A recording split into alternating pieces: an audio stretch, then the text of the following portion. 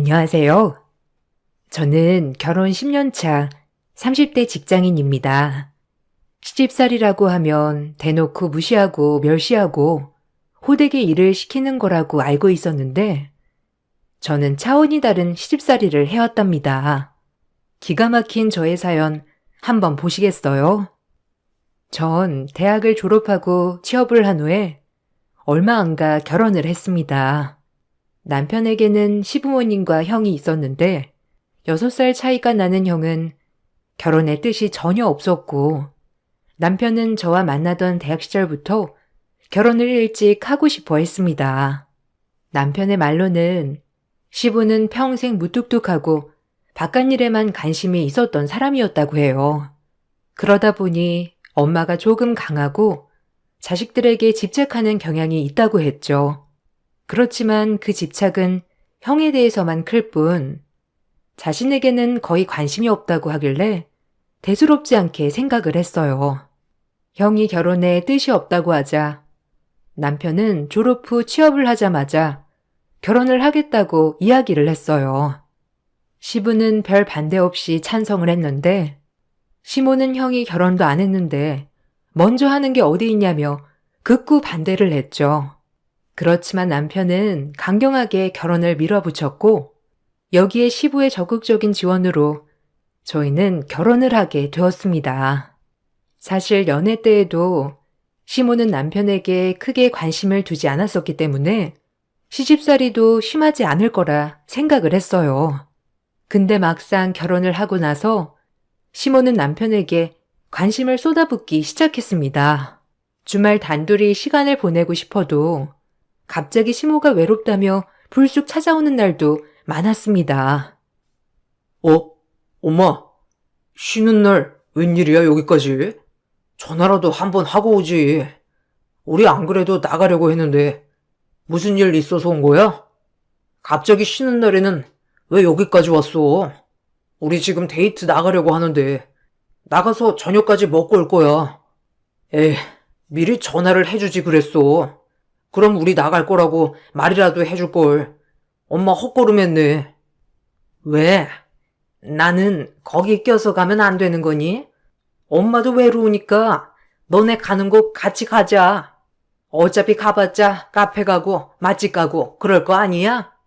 집에 있어봤자 네 아빠는 코빼기도 안 보이고 네 형도 귀찮다고 나가지도 않고 엄마한테 말도 안 걸어주는데 우리 막내 아들이랑 오랜만에 데이트 좀 해야 되겠다. 혜린이, 너도 괜찮지?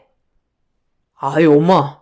그래도 우리 신혼인데 둘이서 지내는 시간도 있어야지. 엄마 지난주에도 이렇게 와서 하루 자고 갔잖아. 엄마, 우리가 아무리 오래 연애를 했어도 아직은 신혼이야. 엄마랑은 다음에 데이트할 테니까 오늘은 집에 가셔. 다음 주는 내가 엄마랑 영화도 보고 데이트도 할게. 오늘은 이미 약속한 시간이라서 안 돼. 어머, 지훈아. 너무 실망이다. 엄마 진짜 서운하려고 그래. 엄마가 너 보고 싶어서 이 멀리까지 왔는데 그냥 가라는 거니? 얘 혜린아, 네가 얘기해 보렴. 나 여기 껴도 괜찮지? 이 먼 거리를 내가 외로워서 달려왔는데 이렇게 내쫓는 게 어디 있니? 아들, 벌써부터 아내 눈치 보는 거야? 아직은 우리 막내 아들이니 눈치 볼 필요 없어. 자, 얼른 가자.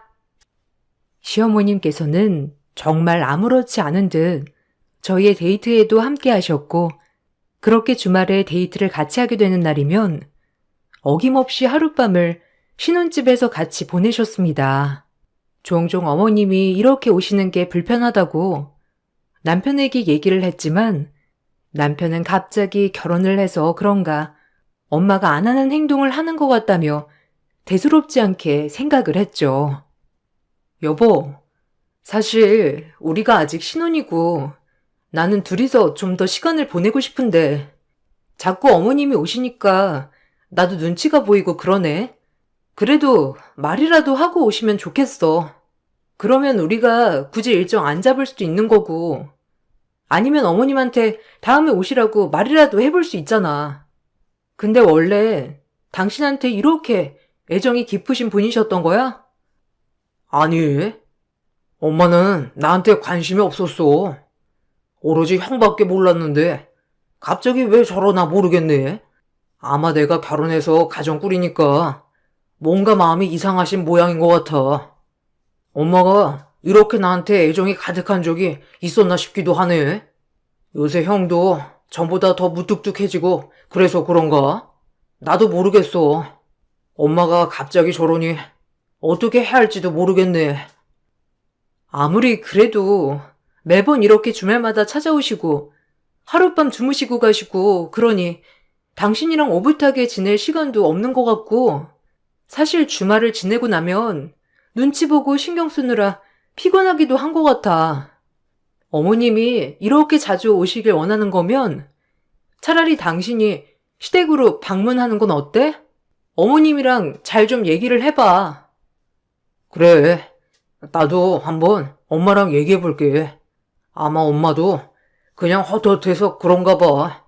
나는 엄마 안 아픈 손가락인 줄 알았거든. 그동안 별로 나한테 관심도 없어서 그런 줄 알았는데 갑자기 이렇게 아들아들 하니까 나도 신기하네. 어쨌든 지금 잠깐 그러는 거일 테니 당신이 좀 이해를 해줘. 솔직히 우리 가족들 다 무뚝뚝하고 표현도 없잖아. 남편에게 들은 바로는 아주버님은 시부와 성격이 비슷했습니다. 무뚝뚝한 편이고 진중하신 스타일이셨죠. 남편은 애교가 많고 살가운 성격이지만 남편의 말로는 가정에서 살아남기 위해서 살갑게 변한 것 같다며 이야기를 할 정도였어요. 남편이 성장을 할 때는 사실 6살 차이가 나는 형에게 모든 애정이 치우쳤다고 하더라고요. 시부모님의 애정이 형에게 집중되고 있는 동안 남편은 홀로 밥을 챙겨 먹거나 놀아야 하는 날도 많았죠. 그러다 보니 갑작스럽게 변한 시모의 행동은 남편도 의아한 상황이었습니다. 시모의 둘째 아들 사랑은 점점 더 심해졌어요. 아버님이나 첫째 아들인 아주버님에게 말을 걸어도 항상 단답에 무시를 해버리니 자신을 잘 받아주는 둘째 아들에게 의지하기 시작하셨습니다. 남편은 어머님이 조금만 힘들다, 슬프다, 외롭다 이야기를 해도 다 들어주었어요. 그런 남편의 행동에 서운함이 느껴질 때도 있었지만 어차피 저에게 함께하기를 강요하는 건 아니니 어쩔 수 없는 것이라 생각을 했죠. 그런데 점점 시간이 갈수록 남편에게 의지를 하는 것이 더 심해지면서 저와 남편만 보내는 시간이 있을 때면 대놓고 기분이 나쁜 티를 내셨습니다. 너희 이번 주말에 어디 갔었니?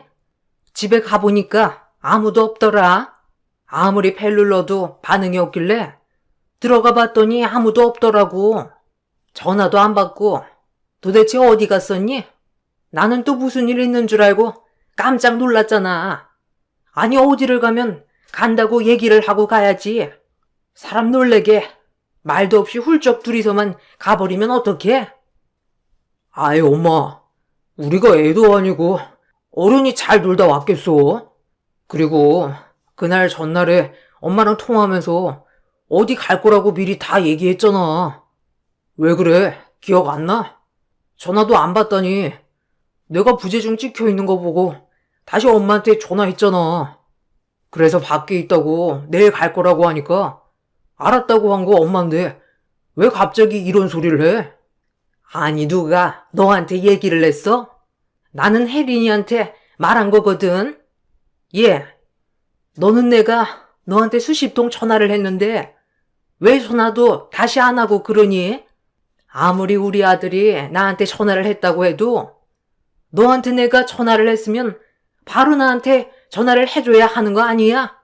그리고 어디 여행 가고 그러는 것도 피곤하네. 네가 꼬셔가지고 가자고 한 거지? 병이라도 제대로 모시는데 왜 자꾸 꼬셔서 밖에 나다니게 하니? 네? 어머님, 저 그때 바로 옆에 있었다고 말했잖아요. 거기다가 핸드폰 배터리 없어서 핸드폰이 꺼져 있어서 전화 못 드렸다고 옆에서도 얘기를 했는데요. 그때는 알았다고 하셨잖아요. 그리고 이번에 여행도 제가 가자고 한 게 아니고 지훈 씨가 매번 집에만 있는 것 같다면서 기분 전환하자고 가자고 한 거예요. 제가 꼬셔서 간 게 아니라고요. 그래, 엄마. 왜 그렇게 말하셔? 우리 매주 엄마랑 시간 보내고 그랬잖아.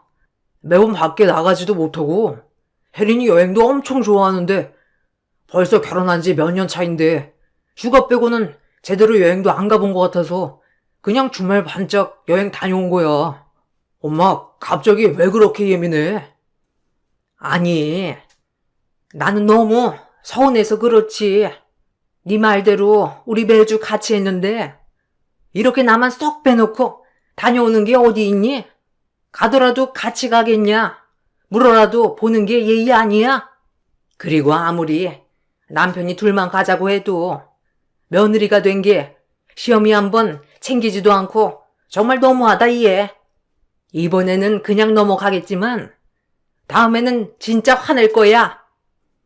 시어머님께서는 마치 자기가 함께해야 하는 걸 제가 제외를 시키는 것처럼 얘기를 하셨어요. 그럴 때마다 남편은 또 시어머니를 달랜다면서 둘이서 나가 외식도 하고 영화도 보기도 했죠.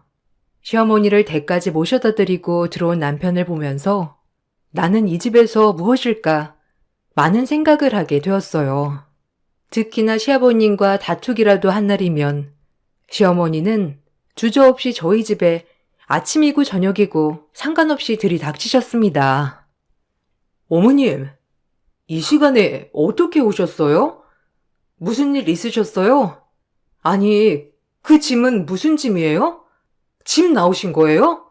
어머님, 일단 전화라도 하고 오시지. 방도 어지러운데 정리라도 했죠. 아무튼 아버님이랑 싸우신 거예요? 지난주에도 다투셨다고 하셔서 괜찮으실 줄 알았는데 이번에도 또 다투신 거예요? 어머님, 근데 이렇게 나오시는 것보다 아버님이랑 대화를 하시는 게 예, 내가 너보다 남편이랑 산 날이 수십 년은 덕인데 내가 말이 통했으면 여기까지 왔겠니? 아이고, 지훈아, 엄마 정말 못 살겠다. 엄마 이제 여기서 살면 안 되겠니? 어차피 너랑 애랑 둘이서만 살기에는 방도 많이 남잖아. 엄마 그냥 저기 쪽방에서 쭈그리고 자도 되니까 나 네 아빠랑은 도저히 못 살겠다. 더 참다가는 엄마가 정신병이 생기겠어. 엄마, 아빠랑 또 싸웠어? 아니 요새 왜 이렇게 자주 싸워? 아까 형한테 들어보니까 그냥 별거 아닌데 다투신 거라며. 아, 그러지 말고 집에 가. 내가 모셔다 드릴 테니까 집에 가서 아빠랑 풀어. 이렇게 집 나와봤자 해결되는 거 하나도 없다니까. 엄마 자꾸 아빠랑 싸우고 집 나오면서 여기 와서 있으니까 아빠가 혜린이 보기 창피하다고 하잖아. 뭐가 창피하니? 살다 보면 싸울 수도 있고 그런 거지. 그리고 내가 내 아들 집에 오겠다는데 누가 뭐라고 해?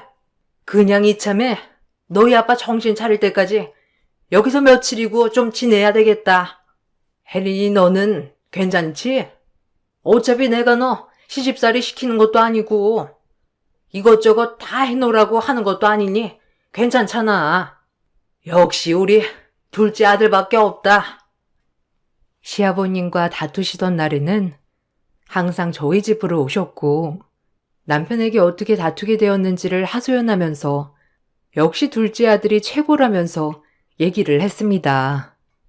그렇게 며칠 동안 저희 집에서 지내다가 화가 난 시아버님께서 직접 시어머님을 모시고 간 적도 여러 번이었습니다.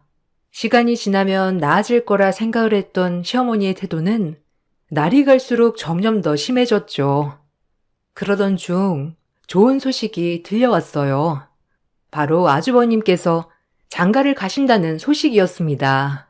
이로써 며느리로서의 관심에서 벗어날 수 있겠다 생각을 했는데요. 아주버님이 결혼을 해도 결국 관심을 독차지하는 것은 남편이었습니다. 아주버님은 어머님께서 무슨 말을 하든지 동의도 반응도 하지 않으셨고 형님 역시 조용하고 진중한 성격이셨죠. 그러다 보니 시모의 행동이 통하지 않았습니다. 반면 남편은 해가 갈수록 아빠고 형이고 엄마를 무시하는 게 눈에 보이니 본인이라도 잘해야 되겠다 생각이 들었는지 누구보다 살뜰하게 어머님을 챙기기 시작했습니다. 그런 남편의 행동이 서운해질 때쯤 저는 임신을 하게 되었습니다. 출산 때문에 산후조리를 고민하던 끝에 시어머님께서는 본인이 손수 산후조리를 해주겠다며 얘기를 하셨죠. 혜린아, 산후조리 걱정하지 마. 내가 다 알아서 해줄게. 내가 지훈이 이모들 아이 낳았을 때도 다 손수 산후조리 해줬던 거 알지? 내가 다른 건 몰라도 산후조리는 기가 막히게 할 수 있다니까. 요즘은 산후조리원 가봤자 필요가 없어요. 거기 가서도 수유하는 거 배워야 되지. 무슨 교육도 받아야 된다고 매번 불러대고 그러니 제대로 쉴 수 없다니까. 그러지 말고 그 돈 아껴서 나중에 쓰고 내가 산후조리 해줄게. 괜찮아요, 어머님. 산후조리 하는 거 그냥 성인들도 힘든데 어떻게 어머님한테 받아요. 산후조리원 잘 되어 있다고 하고 프로그램은 굳이 참여하지 않아도 된다고 하니까 그냥 저 산후조리원 갈게요. 요즘은 시설도 잘 되어 있고 그렇다고 해요. 그러니 어머님께서도 너무 걱정하지 마시고 제가 잘 알아보고 선택할게요. 아니, 너도 너지만 우리 지훈이 저녁은 누가 챙겨주니? 너야 산후도우미도 온다며. 그럼 그 사람이 잘 챙겨주겠지만 우리 지훈이는 누가 챙겨줘? 원래 부모가 건강해야 자식들도 건강한 거다. 다른 사람이 어떻게 입맛을 알겠니? 그냥 내가 가서 저녁도 좀 도와주고 어차피 도움이 오면 낮에만 도와주고 저녁에는 퇴근하니까 그때 아이도 봐주고 그러는 게 좋을 것 같구나. 그래, 당신도 생각해봐. 산후조리원 가느라고 몇백만 원 그냥 쓰는 거잖아. 아무리 그래도 그렇게 한 번에 낭비하는 것보다 엄마가 산후조리를 해주는 게 더 낫지 않겠어? 엄마도 이모들 출산했을 때 산후조리 직접 다 해주셔가지고 웬만한 간호사만큼 잘 안다니까. 그러니까 혜린아, 우리도 엄마한테 맡기자. 출산을 하고 나서 시어머님은 자신이 손수 산후조리를 해주겠다고 나섰습니다. 처음에는 굳이 그래야 하나 싶었지만 어차피 산후도우미 이모님이 퇴근을 하고 나면 남편 밥을 누군가 챙겨주면 좋겠다 생각이 들어 어머님의 산후조리도 괜찮을 것 같다 생각했습니다. 그렇게 시어머님께서는 산후조리를 자처하고 저희 집으로 오게 되었죠. 3달 동안 집에서 산후조리를 해주겠다며 얘기를 하셨지만 결론적으로는 시모는 아무것도 하지 않고 집에서 지내기만 했습니다. 제가 너무나 서운했던 일은 시모가 남편만 따로 불러 저녁을 챙겨준 날도 많았다는 것이었어요. 시어머님은 남편을 불러 저녁마다 둘이서 술 한 잔씩 마시기도 했었는데요. 그게 정말 너무 서운하더라고요. 나중에 그래서 다 같이 밥을 먹는 자리에서 저는 그게 너무 서운했다며 말을 꺼내게 되었죠. 사실 저 그때 좀 서운했어요. 저는 아이 돌보느라 밥도 먹는 둥 마는 둥 하고 아이 돌보고 있는데 어머님이랑 남편은 저녁마다 술 마시고 시간을 보내는 게 조금 서운했어요. 그리고 어머님, 낮 시간대는 산후조리 이모님 오셔서 반찬들 다 만들어주시니 이제는 안 오셔도 될 것 같아요. 저녁도 이모님께서 퇴근하시기 전에 챙겨서 준비해 주신다고 하셨어요. 아니, 너는 서운할 것도 많다. 그럼 엄마랑 아들이랑 둘이서 술 한 잔도 못하니? 네가 출산해서 우리가 자꾸 밖에서 시끄럽게 술 마시는 것도 아니고 겨우 한잔하면서 이야기 나누는 것뿐인데 너 너무 예민한 거 아니니? 그리고 내가 산후조리 도와준다고 했는데 왜 굳이 산후도우미를 불러서 이렇게 상황을 만들었니? 나는 그래도 몇 달 정해진 만큼은 이따 갈 거다. 어머님, 제가 너무 신경 쓰여서 그래요. 어머님이 계시니까 산후도우미 이모님도 자꾸 신경을 쓰시는 것 같고 그래서요. 아직 출산한 지 한 달도 안 되었는데 조금은 편하게 산후조리 하고 싶어요, 어머님. 당신, 갑자기 왜 그렇게 말을 해? 엄마 서운하게. 당신 불편하라고 한 행동 하나도 없는데 왜 그렇게 얘기를 하냐고? 출산하더니만 너무 예민해진 거 아니야? 그리고 당신, 산후조리 하느라 솔직히 집안일도 아무것도 안 되는데 그거 다 엄마가 해주고 있잖아. 근데 무슨 엄마가 아무것도 안 하는 것처럼 말을 해? 자, 이거 봐. 엄마가 매번 청소한다, 애 본다 하면서 사진도 찍어서 보내주는데 무슨 소리를 하고 있어? 남편이 저에게 보여주었던 것은 시모가 청소기를 손에 들고 청소를 하는 장면과 아이를 안고 찍은 모습이었습니다.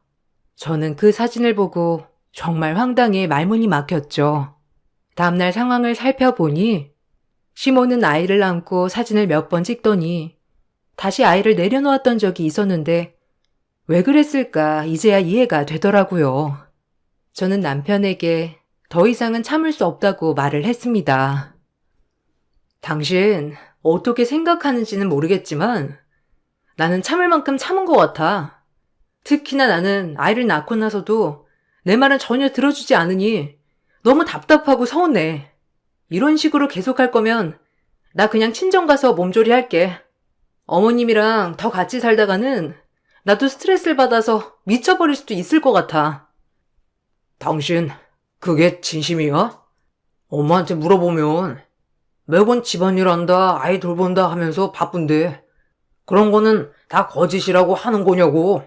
아무튼 당신 생각 알겠으니까 이번에 엄마한테 잘 얘기를 해볼게. 우선은 당신 회복하는 게 우선이니 몸조리에 신경을 써. 나 당신한테 정말 없는 얘기 하는 거 아니야. 어머님 오셔가지고 집안일이며 아이 보는 거며 아무것도 하신 적 없어. 당신도 알잖아. 당신 퇴근하고 오면 어머님 뭐하고 계시는지 봤잖아. 거기다가 당신 오기 전에 밥상 다 차려놨다고 하는 것도 내가 준비를 해둔 거라고. 근데 왜 당신은 내 말을 안 믿어주는 거야? 나 정말 어머님이랑 같이 있다가는 우울증 걸리겠어. 알겠어. 당신이 무슨 말을 하는지 알겠으니까 내가 엄마한테 이제 집으로 가시라고 할 테니 걱정하지 마. 다음에는 이런 일 없도록 할게. 난 당신이 이렇게나 스트레스를 받고 있을 거라 생각도 못했어. 남편에게 그동안 어머님이 집에 와서 한 일은 아무것도 없다고 말을 했지만 남편은 저의 말을 믿는 듯 하면서도 행동은 그렇지 않다는 게 느껴졌습니다. 어떻게 어머님께 말씀을 드렸는지 바로 다음 날 어머님은 집으로 돌아가셨죠. 어머님이 가시고 난 후에는 편하게 몸조리를 하면서 집안일도 할 수 있었습니다. 그렇게 시간이 흘러 전세 계약이 만료가 되면서 저희는 집을 알아봐야 했어요. 본래 살고 있던 곳이 마음에 들어서 매매를 할까 했는데 어머님께서 마침 좋은 곳이 있다면서 꼭 추천을 해주겠다고 저희를 데리고 갔죠. 가보니 시댁 바로 옆집이었습니다. 저는 너무나 황당했지만 어머님께서는 집은 가깝지만 그만큼 가격도 좋고 안에 리모델링도 싹 되어 있어서 좋다면서 추천을 해주셨어요. 실제로 집 안으로 들어가 보니 깔끔하고 인테리어가 잘 되어 있었고 전세가 역시 좋았습니다. 저는 그때 당시 복직을 해야 하는데 아이 어린이집 문제 때문에 고민을 하고 있었거든요. 마침 어머님께서 아이까지 봐주신다고 해서 저희는 이곳으로 집을 옮기게 되었습니다. 그렇지만 복직을 하고 나서는 아이 육아 때문에 어머님과 대립하는 일이 많이 생겼어요.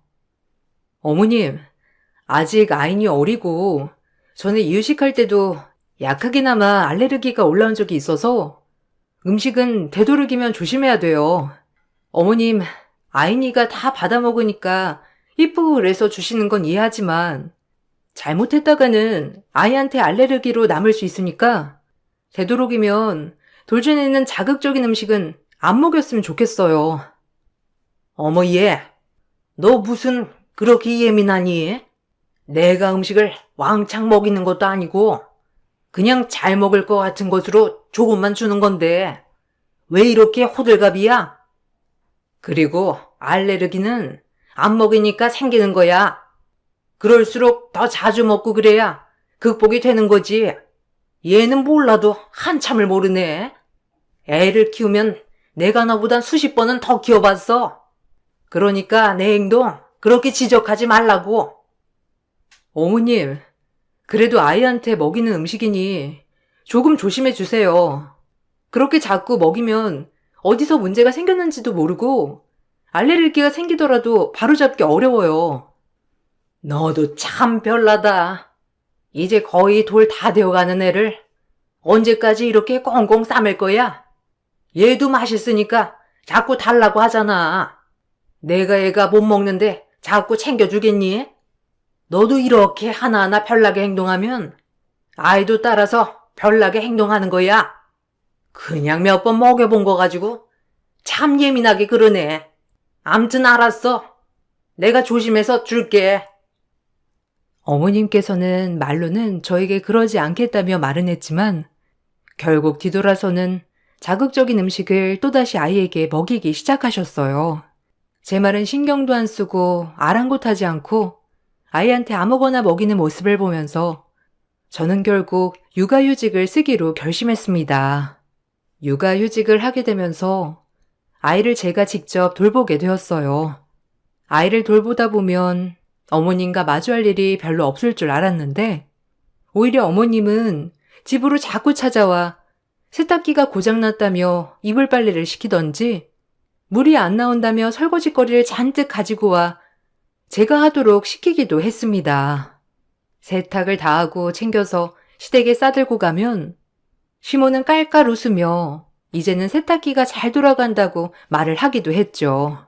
제 화가 폭발을 했던 날은 시모께서 제가 가지고 있는 알레르기 음식을 몰래 숨겨놓고 저에게 먹였을 때였습니다. 맛있는 음식을 차렸다며 온 가족들을 불러 모았던 시어머님은 저 몰래 제가 먹는 음식 안에 알레르기 음식을 담아 두셨죠.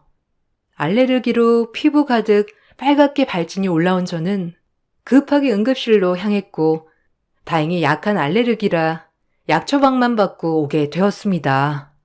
그 상황에서는 정말 당황스럽고 화가 많이 나더라고요. 평소 같았으면 그냥 지나갔겠지만 일부러 그랬을 거라 생각이 드니 그대로 시댁으로 향하게 되었죠. 어머님, 도대체 제가 알레르기 있다고 몇 번 말씀드려야 돼요. 저번에도 제가 알레르기 있다면서 누누이 얘기를 했잖아요. 이번에도 이렇게 음식 사이에 몰래 넣어두시고 고의적으로 이렇게 먹이시는 게 정상이에요? 다행히 이번에 생명에 지장 없는 곳에 생겨서 마련이지. 만약에 심한 증상이 나타났다면 정말 어쩌시려고 이러세요? 어머, 미안하다. 내가 그냥 네가 좋아할까 싶어서 서프라이즈로 만든 것뿐인데 이렇게 화를 낼 줄이야. 미안하다. 아니 내가 깜빡했어. 이건 알레르기가 있다는 건 깜빡하고 네가 좋아할까 싶어서 만든 거였어. 내가 알레르기 있는 거 뻔히 알면서도 괜히 섞어서 너한테 줬겠니? 그니까 너무 나를 못된 시애미로 말하는 거잖니. 아니, 제가 굳이 그런 말을 하는 게 아니고요. 그래도 사고가 발생했으면 어쩌시려고 그렇게 하신 거세요? 다음에는 조심해 주세요. 저도 이번에 너무 놀라서 시겁했어요. 아무튼 어머님, 좀 주의해 주세요. 너무나 화가 났지만 울면서 미안하다고 하는 시모에게 뭐라고 할 수가 없었어요. 그렇지만 나중에 깔깔 웃으며 저에게 전화가 온 시모를 보면서 정말 악랄한 게 이런 걸까 싶기도 했습니다. 예, 너는 이 집안에 네 편이 있다고 생각을 하니? 천만의 말씀이야. 여기는 나한테도 무뚝뚝한 사람들 투성이지만 너한테도 마찬가지다. 시아버지나 형도 마찬가지로 관심이 없다고. 그럼 지훈이는 어떨 거라고 생각해? 예, 너 그렇게 알레르기 때문에 난리법석 부르니? 지훈이가 나한테 미안하다고 연락 왔다. 그게 지금 네 위치야. 알겠니? 어머님, 무슨 그런 말씀을 하세요? 제 위치라뇨? 어머님, 이번 건은 어머님이 잘못하신 거잖아요. 다른 분들도 다 그렇게 말을 하는데 여기서 평가라는 얘기가 왜 나오나요? 그래, 너는 기분 나쁠 수도 있겠다. 그렇다고 화 안 내고 그렇게 가버리면 어떻게 하니? 가족들 다 왜 저러냐며 한마디씩 하는데 정말. 예, 네 편 좀 든든하게 만들어보지 그랬어. 아무튼 우리 집에는 네 편 없으니 그렇게 알고 내가 뭘 하면 좀 거역 좀 하지 마. 어머님은 이 집안에는 저를 믿는 사람이 없다면서 깔깔 웃으며 전화를 하셨습니다. 저는 그날 이후로 정말로 확실한 것이 아니라면 먼저 나서서 감정적으로 대처해서는 안 되겠다 생각을 하고 있었죠. 그렇게 시간이 흘러 구정날이 밝아왔습니다. 온 가족이 새해 인사를 가게 되었는데 새해 인사를 가보니 시어머님께서 장롱 안에서 덜덜 떨면서 나오시지 않더라고요. 왜 그런가 해서 어머님께 신랑이 가서 물어보니 저 때문에 무서워서 밖에 못 나가겠다고 했다는 거예요. 알레르기 사건 이후로 제가 몸이 아프다며 어머님을 자꾸 저희 집으로 불렀고 집안일 하나부터 열까지 다 시켰다면서 얘기를 하는 어머님을 보며 참 기가 막혔습니다. 그러다가 갑자기 딱 떠오른 것이 바로 얼마 전에 설치한 24시간 안전 캠이었어요. 혹시나 하는 마음으로 설치를 했었는데 이렇게 활용을 하게 되었습니다. 저 어머님 말이 다들 사실이라고 생각하시는 거죠? 저희 집에 24시간 안전캠 설치되어 있어요. 궁금하시다면 가서 한번 보시죠. 저희 집 거실이랑 방 입구 다 나오니까 확인할 수 있을 거예요. 어머님, 정말 제가 그렇게 무서우세요? 이거 보시면 깜짝 놀라실 텐데요. 지금이라도 사실대로 말씀하시죠. 영상까지 다른 가족분들 보시면 놀라실 거예요. 그게 무슨 소리야? 엄마가 하는 말이 다 진짜가 아니라는 거야? 안 그래도 내가 이상하다 생각을 했어. 매번 엄마가 우리 집에 있다는 것도 이상하고. 그런데 엄마가 갑자기 당신이 매일 부른다고 하길래 설마 했거든. 어느 게 진심이라는 거야? 엄마, 정말 혜린이가 엄마 괴롭힌 거 맞아? 아, 똑바로 좀 얘기를 해봐. 어머님, 끝까지 얘기 안 하실 모양이네요. 그러면 영상 틀어서 볼 수밖에 없겠네요. 그전에는 영상이 없어 보여드릴 게 없지만 이건 최근 일주일 영상입니다. 일주일 동안 어떤 일이 있었는지 직접 보시고 판단해 주세요. 저는 가족들이 보는 앞에서 영상을 틀었고 영상 안에는 시어머님이 당당히 저희 집으로 들어와 소파를 차지하고 있는 모습이 찍혀 있었어요. 다른 가족들 앞에서는 저희 집 집안일이며 아이 육아며 다 본인이 맡아서 한다고 했지만 사실상 시어머님께서는 노느라 정신이 없으셨죠. 하루 종일 소파에 붙어 TV를 보다가 식사 때가 되면 제가 차린 밥상에 밥을 먹었고 그러다가 남편이 퇴근을 할 때가 되면 제가 안고 있던 아이도 본인이 데리고 가서 안아주며 놀아주는 척을 했다는 게 모두 담겨 있었습니다. 영상을 보고 모든 가족들은 입을 다물지 못했어요. 시어머님의 연극에 모두들 속아 넘어갔던 것이었습니다. 그때 이후로 시아버님께서는 시어머님께 같이 살 수 없다며 말을 하셨습니다. 시어머님은 싹싹 빌며 용서를 구하였죠. 처음에는 시아버님 대신 저희 남편과 살면 되겠지 생각을 했던 어머님께서는 남편마저 거부하자 마음이 급해지셨는지 저에게 미안하다며 연락을 해 오셨습니다. 저기, 혜린아, 내가 그동안 미안했어. 사실 우리 집에는 무뚝뚝한 양반들밖에 없잖니. 네 시아버지도 무뚝뚝하고 가정에는 영 관심이 없고 거기다가 큰애도 무뚝뚝하고 내가 하는 말에 대답도 제대로 안 해주고 그런데 큰애가 자기랑 똑같은 여자 데리고 와서 살고 있잖니. 근데 너희는 서로 알콩달콩 잘 살고 잘 지내는 모습을 보면서 나도 모르게 질투가 난 것 같아. 미안하다. 제발 나를 용서하고 우리 남편한테 좀 얘기를 해주겠니? 어머님, 저는 해드릴 수 있는 말이 없습니다. 어머님이 처음부터 저에게 솔직하셨다면 제가 이렇게까지 안 했을지도 모른다고 생각을 해요. 이제는 되돌릴 수 없는 일이라고 생각합니다. 저는 어머님이랑 앞으로 더 이상 마주하고 싶지 않네요. 제가 남편까지 어떻게 할 수 있는 건 아니니 그거에 대해서는 말씀 못 드리겠지만 앞으로 저랑 마주할 일은 없을 것 같습니다. 아이고, 혜린아. 내가 미안하다. 정말 잘못했어. 그러려고 그런 게 아닌데 한 번 그러기 시작하니 점점 더 심해졌던 것 같다. 내가 너무 유치하게 굴었지? 정말 미안하다. 잘못 던진 돌멩이에 가만히 있던 개구리가 죽어요. 다 큰 어른이라는 분이 교모하게 앞뒤 다르게 행동해서 되겠어요? 이번 일은 어머님이 자초한 일이니 직접 감당하세요. 알겠다, 그럼. 시아버지랑 남편한테만 좀 내 얘기를 들어달라고 해주면 안 되겠어? 아무리 내가 얘기를 해도 들어주려고 하지 않아서 그래. 네가 말하면 다들 들어주지 않을까? 정신 차리세요. 이미 영상으로 다 봤잖아요. 어머님 앞뒤 다른 거 다 봤는데 그게 달라지겠어요? 그동안 얄미웠던 며느리 앞으로 안 보게 되니 속 시원하시겠어요? 그렇죠? 저한테 잘못됐다 싹싹 빌어보셔도 소용없습니다. 아버님과 남편은 어머님 편이시라면서요. 그러니 제가 해결해 드릴 수 있는 일은 아닌 것 같네요.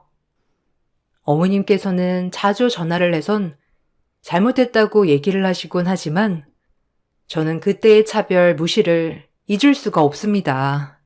아이 때문에 설치를 했던 안전캠이 이렇게 활용이 될 줄이야 상상도 못했네요. 어쨌든 그동안 억울한 점들이 많았지만 가족들의 평화를 위해 참았는데 이렇게 사건이 터지고 나서 보니 참는 것만이 능사는 아닌 것 같습니다. 남편은 지금도 전적으로 제 편이 되어주지 못했던 상황에 대해서 미안함을 이야기하곤 한답니다. 그럴 때마다 참 씁쓸하면서도 이제라도 바로잡아 다행이라 생각을 하네요. 저의 긴 사연 들어주셔서 감사합니다. 모두들 행복한 하루 보내시길 바랄게요. 안녕하세요. 저는 38살에 지금의 삶에 항상 감사함을 느끼며 하루하루 열심히 살고 있는 여자입니다. 제가 살아온 인생이 얼마 되지 않지만 그동안 정말 많은 일들을 겪었고 모든 걸 제자리로 돌리기 위해 오랜 시간이 걸렸습니다. 사람마다 행복의 기준이 다르고 자신이 정한 목표에 도달하기 위해 최선을 다해 앞만 보며 달리지만 그 기간이 짧을 수도 있고 생각했던 것보다 길어질 수도 있는 건데 아무런 노력 없이 자신의 위치를 이용해 이득을 취하려는 사람들 또한 있는 것 같습니다. 그리고 그 계획이 너무나 치밀하고 악랄했기에 지금 생각해도 사람으로 태어나 어떻게 그런 행동들을 할 수 있었는지 도저히 이해되지 않네요. 저희 또한 마찬가지로 그에 상응하는 행동을 할 수밖에 없었어요. 눈뜬 장님처럼 당하기만 했다면 아마 지금 저는 이 세상 사람이 아닐 수도 있었겠네요. 지금으로부터 1년 전 시어머니께서 세상을 떠나시면서 남편 집안에 많은 일들이 있었어요. 아버님이 세상을 먼저 떠나시고 어머님도 몸이 좋지 않아 결국 그 길을 뒤따라 가셨지만 가시는 길 재산 문제는 정확하게 정리하고 떠나셨어요. 집안 자체가 워낙 잘 살았었고 해외에서도 큰 사업을 운영하셔서 돌아가는 자금력이 상당하셨습니다. 그런데 어머님께서 모든 재산 위임을 남편에게만 물려주면서 제가 모르고 있었던 단면이 드러나게 되었고 결국 이 문제로 집안의 분위기는 걷잡을 수 없을 만큼 안 좋아지기 시작했습니다. 하지만 제 입장에서 볼 때 어머님의 판단이 잘못됐다고 생각하지는 않았어요. 아무리 그래도 그렇지. 배다른 자식이라고 모든 재산을 전부 너한테만 물려준다는 건 말이 안 되잖아. 나도 너와 똑같이 아버지의 유전자를 물려받았는데 모든 재산이 너희 어머니한테 넘어갔다고 해서 세상 떠나실 때 너한테만 모든 걸 전부 상속했다는 게 나는 받아들일 수가 없네. 다시 한번 말하지만 너한테 넘겨진 재산 일부분은 나한테 줬으면 좋겠어. 그게 지금 무슨 말이죠? 어머니가 저한테 물려주신 건데 제가 왜 나눠줘야 한다는 거예요? 피를 나눈 것뿐이지 정식적으로 저희 집안과는 전혀 상관없는 사람 아니에요? 어머니가 뭐라고 했는지 알아요? 모든 재산을 저한테 넘긴 이유가 뭐겠어요? 그쪽은 첩의 딸이고 저는 본처의 아들이기 때문에 당연히 재산 문제에 있어 저한테 위임되는 게 맞는 거니 그렇게 행동하신 것 뿐이잖아요. 지금까지 잘 먹고 잘 살았으면 감사해야죠. 저한테 넘어온 재산까지 전부 뜯어가시게요. 이제 와서 말하는 거지만 그쪽 집안 때문에 저희 어머니가 지금까지 얼마나 많이 힘들어 있는지 알아요? 흘린 눈물만 생각하면 절대 용서되지 않는 행동이라고요. 이제 우리와는 인연 끊었으면 좋겠네요. 다시는 찾아오지 마세요. 뭔가 착각하고 있는 것 같은데 나도 지금까지 살면서 어머니로 인정하며 살았기 때문에 지금까지 한 집에서 살지 않았어? 그러니 당연하게 너한테만 넘어간 재산 나에게도 권리가 있는 거라고. 좋은 말 할 때 당장 내놔. 형님, 지금 너무 막말하시는 거 아니세요? 모든 일을 해결할 때는 좋게 좋게 말을 해야 되는 거지. 무작정 언성 높여 협박하듯이 나오시면 누가 좋아하겠어요? 이건 기본 상식 아닌가요?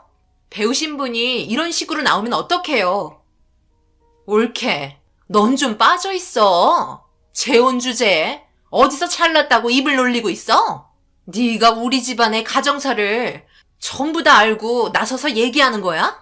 결혼한 지 고작 2년밖에 안 됐으면서 감히 나한테 훈계질이야? 한 번만 더 나섰다간 내가 가만 안 둘 줄 알아? 형님과 남편은 배다른 자식으로 형님의 진짜 어머니가 세상을 떠나면서 아버님이 형님을 데려오게 되었고 그런 모습들이 전부 못마땅했었지만 묵묵히 참고 있었어요. 그 이유는 남편에게 모든 재산을 물려주기 위해서 끝까지 버티게 된 거였고 아버님이 세상을 떠난 이후 그동안 살면서 많은 스트레스를 받았었는지 시어머니 또한 암으로 세상을 떠나시게 되면서 계획했던 대로 모든 재산을 자기 아들에게 물려줄 수 있었습니다. 법적으로는 아무런 연관이 없었던 형님은 그래도 아버님의 유전자가 섞였다는 이유 하나만으로 남편의 재산을 탐하려 했고 그동안 어머님이 어떻게 살아왔는지 모든 걸 알고 있었던 남편은 그런 형님을 용서할 수 없었기에 재산을 나눠주려 하지 않았어요. 그리고 이 모든 걸 형님은 뒤에서 지켜보고 있었고 어머님과 남편의 계획을 알아내면서 자신의 이득을 취하기 위해 또 다른 계획을 세웠었네요. 너 요즘 병원 자주 왔다 갔다 하더라? 예전보다 더 심해졌다며? 약 먹는다고 증세가 좋아지겠니? 벌써 진행되고 있는데 너희 어머니랑 대화하는 거 내가 다 들었어. 그래서 올케와 급하게 결혼한 거 아니야? 나한테 재산 넘어오는 게 그렇게 싫어. 그런데 이걸 어쩐다? 어차피 너는 시간이 지날수록 점점 자기가 누군지도 모를 정도까지 병세가 악화될 텐데 결국 너희들이 패배한 거야. 계속 어디 한번 버텨봐. 모든 건 의사의 판단으로 이루어지니까. 옳게 병수발 드느라 힘들겠어. 형님은 한바탕 난리를 친 뒤에야 돌아가셨고 충격을 받은 남편은 비틀거리며 소파에 앉아 고통스러워하고 있었어요.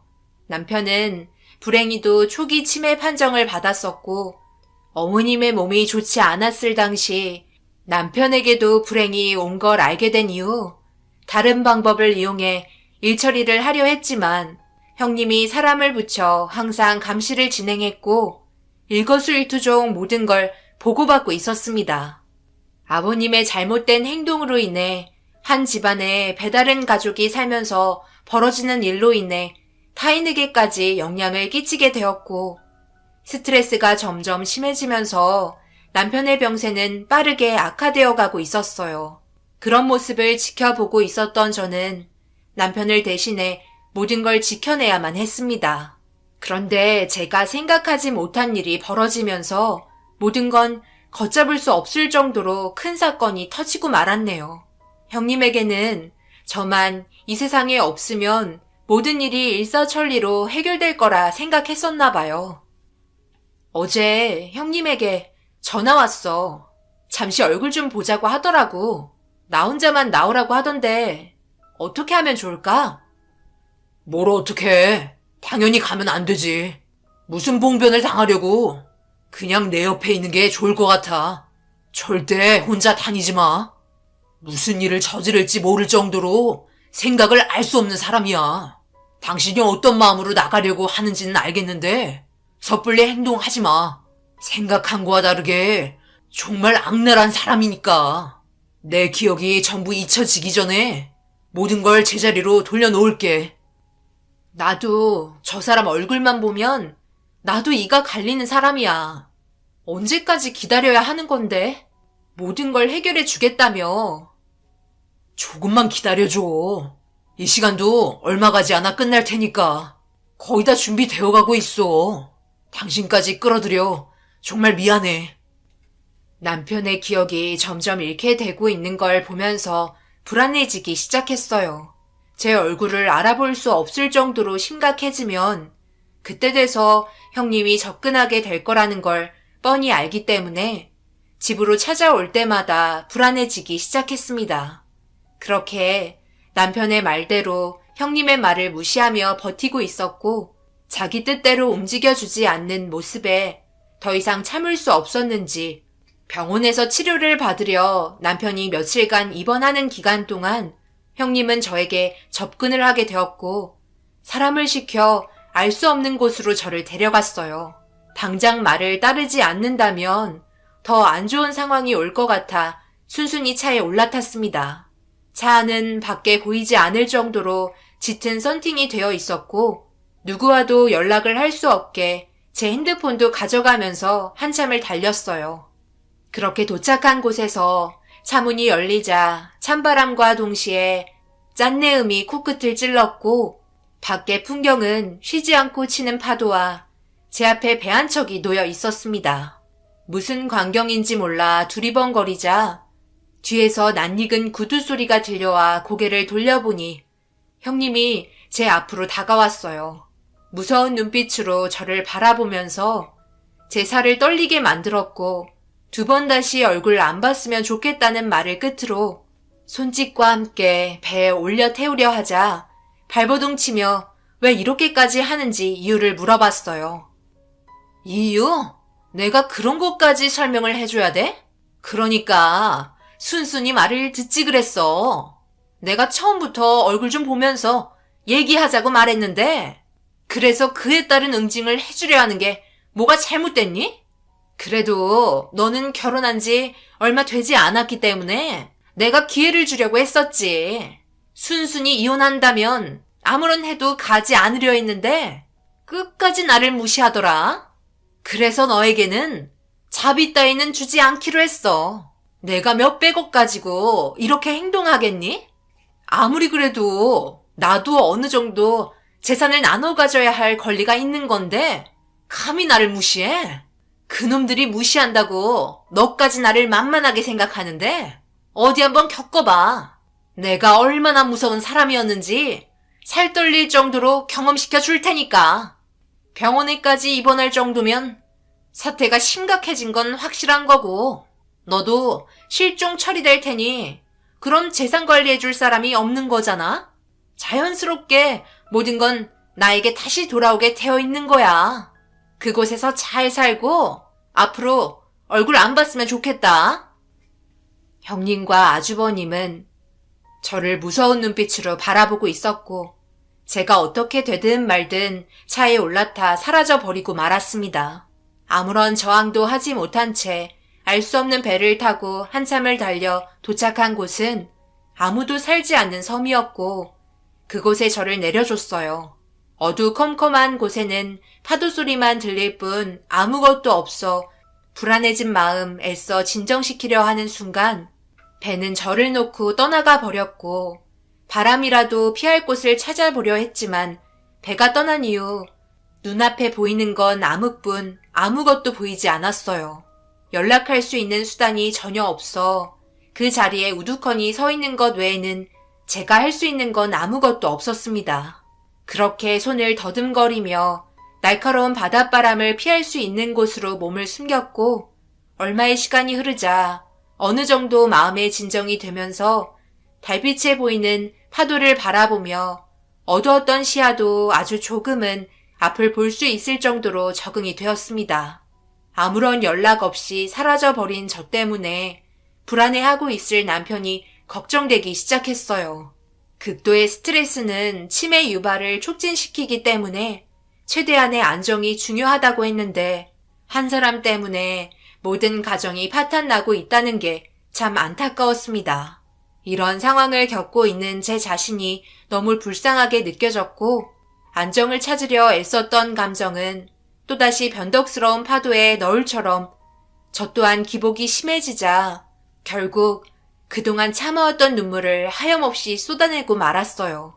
그렇게 몇 시간이 흘렀는지 처음과 달리 심하게 떨리는 몸을 진정시킬 수 있었고 바닷바람으로 인해 젖어버린 옷들 때문에 더 이상은 버틸 수 없을 것 같아 포기하려던 찰나 멀리에서 불빛 하나가 보였어요. 한 척의 배는 제가 있는 곳으로 가까이 오면서 정신 차리라는 듯 경적을 울렸고 천천히 몸을 일으키니 처음에 저를 내려줬던 배가 다시 도착을 했어요. 섬에 올 때와 달리 선장 혼자 있는 것 보니 다른 사람들은 전부 철수한 듯 보였습니다. 제가 비틀거리는 걸 보곤 급하게 배를 정박한 뒤 저에게 달려와 담요를 덮어주며 부축해줬고 배에 올라타자마자 떨고 있는 몸을 진정시켜주려 따뜻한 차 한 잔 내어줬네요. 사람들이 이렇게 나빠도 되는 거예요? 나 참, 설마 했는데 진짜 일을 저지를 거라곤 전혀 생각하지 못했네요. 저는 그 사람들과 다르기 때문에 이대로 지켜볼 수는 없을 것 같아 철수하는 것 보고 바로 배 돌려왔습니다. 한참 동안 버티고 있다가 철수해서 시간이 좀 오래 걸렸네요. 그동안 얼마나 마음이 불편하던지 어찌됐든 죄송하게 됐네요. 돌아가셔서 해결하지 못한 일 잘 처리하시고 그 사람들 절대 용서해주지 마세요. 꼭 처벌 내려주셔야 다음번에 사회에 나와도 이런 일이 없을 겁니다. 그리고 이거 받으세요. 그 여성분에게 받은 돈인데요. 제가 가질 돈은 아닌 것 같네요. 선장은 자신이 한 행동에 대해 양심에 걸렸는지 다시 돌아와 저에게 용서를 빌었고 형님이 이 일을 처리해주는 대가로 건넨 돈까지 지어주며 그 사람을 용서해주지 말라고 얘기하며 자신의 행동 또한 저에게 사과를 했습니다.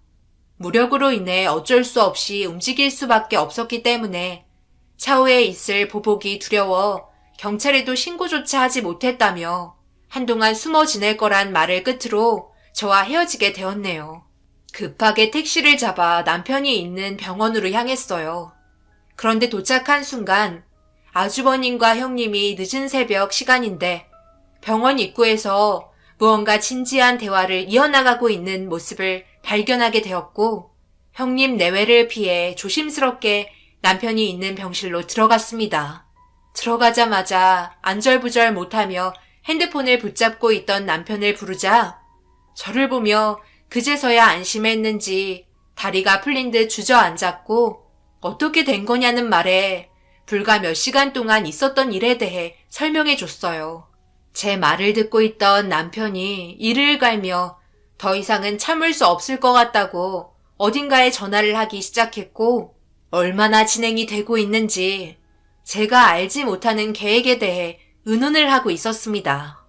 분명히 병실로 올라올 거라는 걸 알기 때문에 몸을 숨겼고 아니나 다를까 형님 내외는 남편이 누워있는 병실에 노크를 한 뒤 조심스럽게 들어왔어요. 걱정되는 마음 움켜쥔 채 숨죽이고 있는데 앉아있는 남편을 보고 놀란 듯 대화를 이어나갔습니다. 아직 안 자고 있었어? 누구 기다리는 거야? 아니면 병세가 악화됐나? 내가 누군지 알아보겠어? 내 아내가 전화를 안 받네. 잠시 밖에 다녀온다고 한 뒤에 지금까지 연락 한 통 없어. 핸드폰도 꺼져 있고. 그래? 그런데 그걸 왜 나한테 물어보는 거야? 올케가 뭐라고 다니는지 나야 당연히 모르는 일이잖아. 이제 그만 연기하지 그래. 언제까지 이런 식으로 나갈 거야? 우리 부모님이 돌아가셨으니 당연히 남남 아냐? 어머니 뱃속에서 태어난 자식도 아니면서 뭐가 그리 떳떳한 거야? 지금이라도 나한테 무릎 꿇고 용서를 빌어. 그리고 내 앞에 다시는 나타나지 마. 마지막으로 해줄 수 있는 선처야. 그렇지 않으면 나도 더 이상은 가만히 있지 않을 거야. 자네 뭔가 단단히 착각하고 있는 것 같은데 우리가 뭐 했나? 왜 이렇게 범죄자로 몰고 가는 거야? 우리는 자네의 건강이 걱정돼서 찾아온 것뿐인데 너무 야박하게 굴지 말게나. 이래나 저래나 한 가족인 건 다름없잖아? 한 가족? 가족이 서로 헐뜯고 재산 가져가려고 사람이 해선 안 될 행동들을 하는 게 당신이 말한 가족인 거예요. 지금 당장 무릎 꿇고 손이 발이 되도록 저에게 눈물로 호소하며 싹싹 빌어요. 그렇지 않으면 더 이상 참을 수 없을 것 같네요. 마지막 경고에도 형님 내외는 자신의 잘못에 대해 시인하지 않았고 하고 싶은 말만 이어나가기 시작했어요. 제가 숨어있는 것도 모르고 바람나서 도망간 것 같다는 어이없는 말을 늘어놓으며 건강 상태가 좋지 않은 남편에게 모든 재산권 이임을 자기에게 해달라며 본색을 드러냈습니다. 제가 돌아오지 못할 거라고 생각했었는지 자신있게 자기들이 후견인으로 권한을 가져야 한다고 주장을 내세우고 있었어요. 아무 말 하지 않고 듣고 있던 남편이 제 이름을 부르는 순간 숨어있던 제가 걸어 나오자 섬에 있어야 할 사람이 앞에 서 있으니 충격을 받았는지 비명을 질렀고 뒷걸음질 치며 아무 말도 하지 못하고 있었어요. 어떻게 된 거냐고 다시 한번 기회를 줄 테니 설명하라고 얘기를 하자 형님 내에는 남편의 질문에 회피를 하면서 나중에 다시 대화하자고 도망치려 병실 문을 활짝 여는 순간 형님 내에는 그 자리에서 털썩 주저앉으며 봐선 안 될 사람을 본 것 같은 표정으로 누군가를 쳐다보고 있었습니다. 그건 다름 아닌 세상을 떠난 줄 알았던 전 남편이 모습을 드러냈고 믿을 수 없다는 듯 몸을 떨며 형님 내에는 전 남편을 바라보았네요. 모든 사건이 벌어지기 3년 전, 전 남편과 저는 그저 평범한 결혼 생활을 하며 잘 살고 있었습니다. 그런데 어느 날 현재의 남편이 저희 집에 찾아왔어요. 그 이유는 현 남편의 몸에 문제가 생긴 걸 알게 된 뒤 전 남편에게 임의 후견 계약을 하고 싶다는 제안을 하게 되었고 그럴 수 없다며 거절을 했지만 믿을 사람이 전 남편밖에 없다고 건강이 악화될 때 자신의 재산을 관리해 주길 바라고 있었어요. 현재의 남편과 전 남편은 둘도 없는 친구 사이로 어렸을 적부터 지금까지 서로 믿고 의지했던 사이였어요. 그런데 어머님과 현 남편의 건강이 좋지 않아지면서 방법을 찾게 되던 도중 알게 된 게 임의 후견이었고 남편이 말한 대로 전 남편은 따르기로 했습니다. 그런데 그걸 알게 된 형님 내외가 전 남편의 계약을 무효화시키기 위해 해선 안 될 행동을 하게 되었고 심증은 있지만 정확한 자료가 없어 기적적으로 목숨을 구하게 된 전 남편이 뒤에서 형님 내외의 모든 계획을 알아내기 시작했어요. 다행히도 이미 후견 계획은 유지할 수 있었지만 전 남편이 세상을 떠나게 된 거라고 믿고 있었던 형님 내외가 후견인이 되기 위해 접근을 시도하였고 완벽한 증거를 찾지 못해 오락가락하던 현재의 남편의 부탁으로 전 남편과 이혼을 하고 현재의 남편과 재혼을 해 배우자로 재산권을 제가 쥘 수 있었습니다. 예상하지 못했던 형님 내외는 박힌 돌을 빼내기 위해 저를 섬에 보냈고 오랜 기간 참아왔던 만큼 형님 내외는 한 번에 모두 집어넣을 수 있을 정도의 증거를 확보해 전 남편이 돌아오게 된 거였어요. 그동안 내 남편의 목숨을 위협했던 저놈들을 용서하고 싶지 않아 꾹 참고 있었고 그토록 바라던 결실을 맺게 되는 순간이었습니다. 여보, 저 사람이 어떻게 저기 있는 거야? 지금 이게 무슨 상황이냐고. 분명히 확실하게 처리했다며. 일 처리를 왜 이런 식으로 해? 분명 내가 확실하게 봤는데 숨 안 쉬는 것까지 확인했다고. 어떻게 이런 일이 벌어질 수 있는 거지? 사람 목숨 그렇게 쉽게 끊어지지 않더라고. 내가 그동안 얼마나 이를 갈았는지 알아? 너희들에겐 세금으로 나가는 콩밥도 먹이기 아깝지만 나라법을 따라야 하니 구치소에서 평생 썩을 준비나 하라고. 이게 뭔 줄 알아? 너희가 그동안 세웠던 계획이었고 그동안의 녹취록, 사진, 그리고 법정에 섰을 때 증인으로 나서주겠다던 사람들의 각서야. 사람의 탈을 쓰고 어떻게 이런 일을 꾸밀 수 있는 거야? 내가 이미 후견으로 계획했다고 사람을 시켜 범행을 저질러? 다행히도 지나가던 행인이 아니었다면 나는 당연히 이 세상 사람이 아니었겠지. 그런데 사람이 잘못된 행동을 하면 어떤 일이 벌어지는 줄 알아? 양심이란 게 있어서 결국 그 현장에 다시 나타나게 되어 있거든. 혹시라도 자기가 흘린 무언가가 남아있을까봐 그게 두려워 꼭 한 번은 찾아오더라고.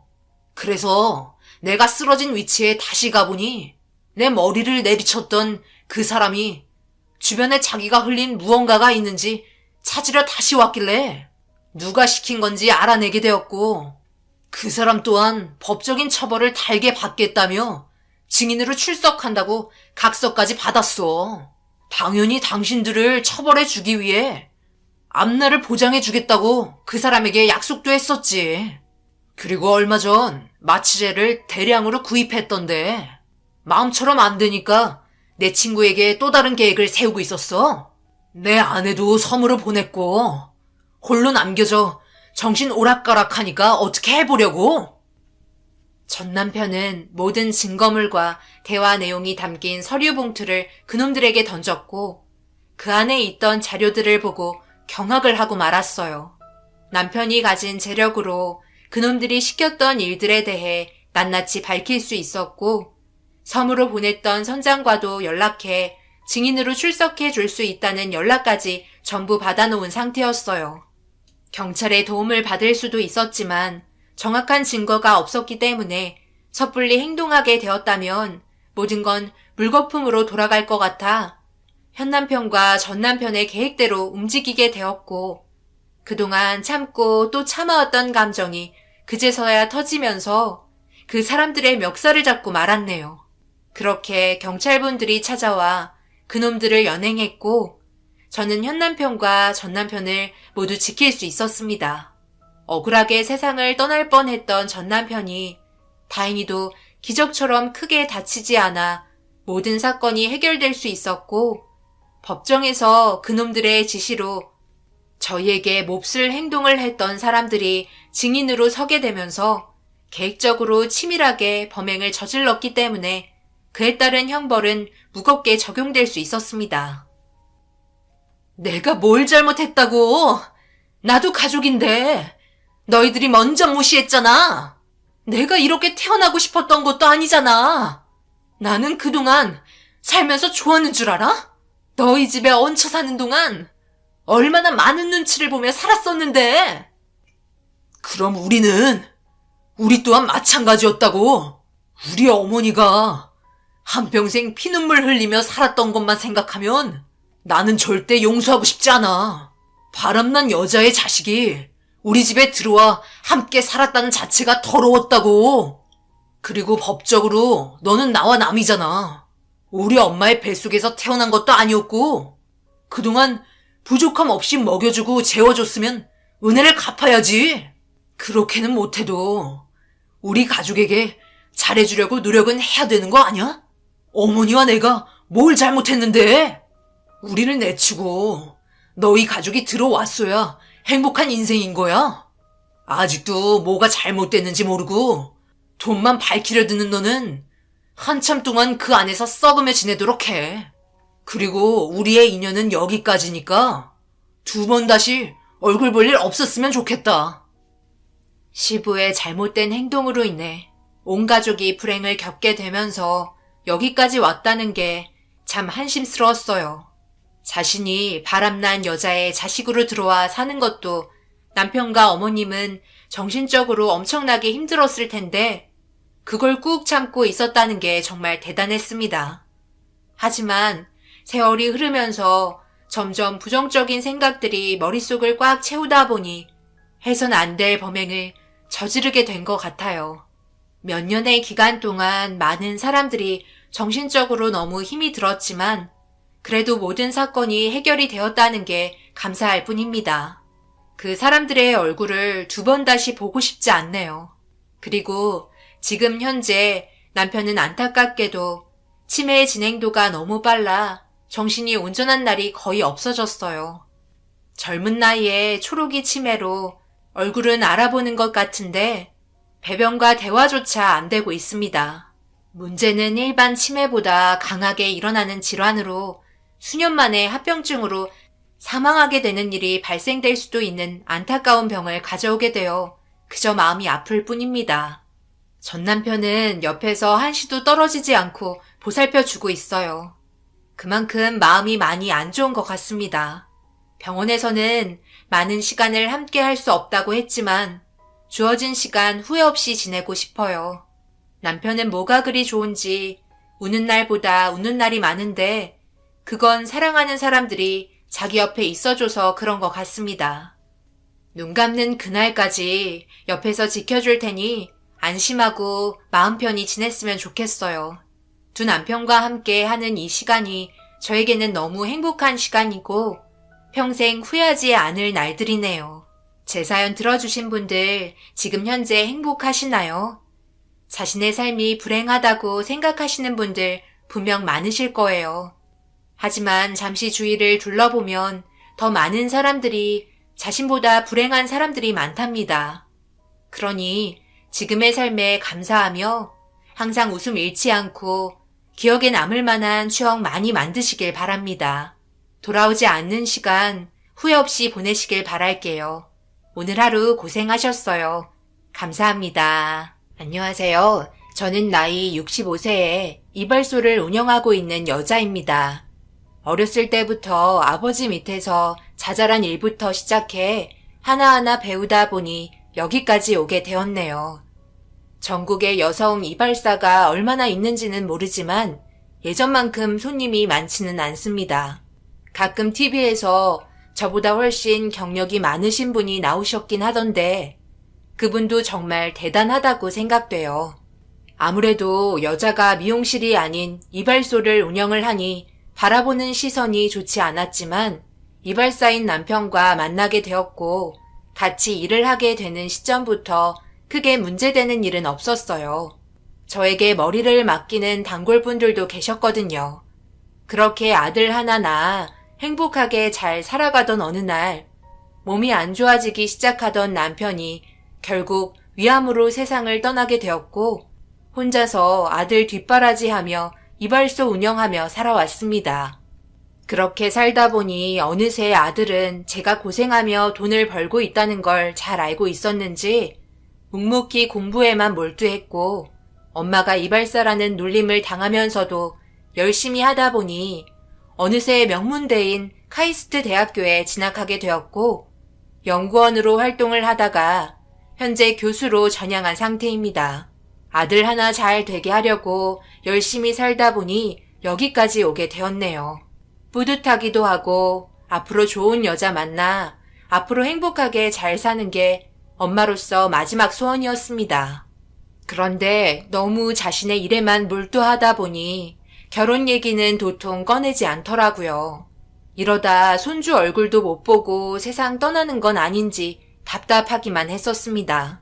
아무래도 학교에 있는 시간이 많다 보니 외부 활동을 하지 않아서 배우자감을 찾지 못하는 것 같아 몇 번을 물어보았지만 아들은 평생 결혼하지 않겠다는 충격적인 말을 꺼내게 되었고 엄마인 저로서는 그런 모습이 안타까울 뿐이었어요.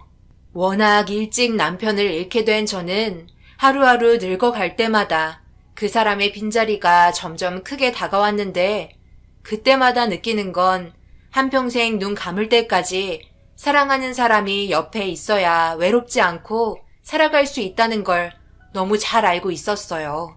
그런데 그걸 아직 모르고 있는 아들은 좀 더 자신의 일에 열중하고 싶은 마음이 큰 것 같았습니다. 제가 강제로 뭘 할 수 있는 것도 없고 뜻대로 되지 않는 거라 사람 인연이라는 건 아무도 모르기 때문에 언젠가 아들에게도 좋은 사람이 찾아올 거라 믿고 있었어요. 그렇게 열심히 살며 지내던 어느 날 아들에게 생각지도 못한 대답을 듣게 되었고 자기와 마음이 맞는 여자와 만나고 있다며 조만간 얼굴 보여주겠다며 아무런 준비가 되지 않은 상태에서 듣게 된 말에 당황하였고 믿을 수 없는 아들의 말에 귀를 의심하며 몇 번이나 되물었어요. 얼마나 좋은 사람이길래 아들이 그녀를 선택한 건지 너무 궁금했고 그날이 하루빨리 오길 기대했습니다. 그런데 기대하고 있는 만큼 실망도 큰 법이라고 주말에 아들과 함께 걸어 들어온 여자를 보는 순간 제 기대는 산산조각이 나고 말았어요. 아들보다 나이가 많아 보였고 제가 상상했던 이미지와는 너무나 다른 모습에 말까지 더듬으며 정말 둘이 연애하는 사이인지 물어보았고 아들 입에서 나온 말은 충격이었네요. 같은 학교에서 근무하고 있고요. 지금 현재 이 사람은 영양사로 저희 학교 음식 담당 업무를 맡고 있어요. 안녕하세요, 어머님. 말씀 많이 들었어요. 처음에는 도현 씨가 장난으로 하는 말인 줄 알았는데 정말 이발소를 운영하시네요. 대단하세요. 미용실이 아닌 이발소는 남자분들만 와서 굉장히 드실 텐데 이 일을 오랫동안 해오셨다면서요. 미용실 할 생각은 없으세요? 그래도 오랜 기간 하셨으면 이발소보다 미용실이 좋을 텐데요. 처음 뵙는 자리에서 제가 너무 말이 많았죠? 워낙 신기하기도 하고 처음 이발소에 들어와 봤거든요. 면도까지 해주시는 거예요? 여자가 할 일은 아닌 것 같은데. 어머니께서 여기에서 오랫동안 일하시고 버는 돈으로 내 뒷바라지 다 해주셨어. 정말 대단하신 분이야. 그러니까 둘이 만나고 있었다고? 언제부터였는데 오랜 기간 만난 사이인 것 같진 않은데 왜 이리 친해 보여? 아무래도 같은 학교이고 밥 먹을 때마다 보는 얼굴이라 대화는 많이 나눴었어요. 알고 지낸 지 2년 정도 됐고 정식적으로 만난 건 3개월이 지나가네요. 그동안 몇 번 대화하면서 느낀 건 서로 통하는 부분이 많다는 거예요. 벌써 둘은 서로 좋아하는 감정에 눈빛을 주고받고 있었어요. 둘만 좋다면 그게 상관은 없지만 엄마인 입장에서 좀 더 조건이 괜찮은 여자를 만날 거라 생각했었는데 같은 학교의 교수도 아니고 영양사라는 말이 조금 걸렸습니다.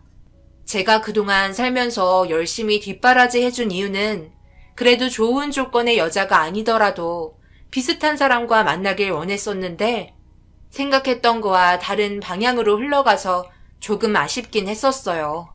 그래서 인사 왔을 때 밝은 표정으로 받아줄 수는 없었어요. 이왕 온 거 근처에서 그래도 꽤 이름 있는 식당에 찾아가 우리 아들이 왜 그녀를 선택했는지 좀 더 진지하게 대화해보기로 했어요.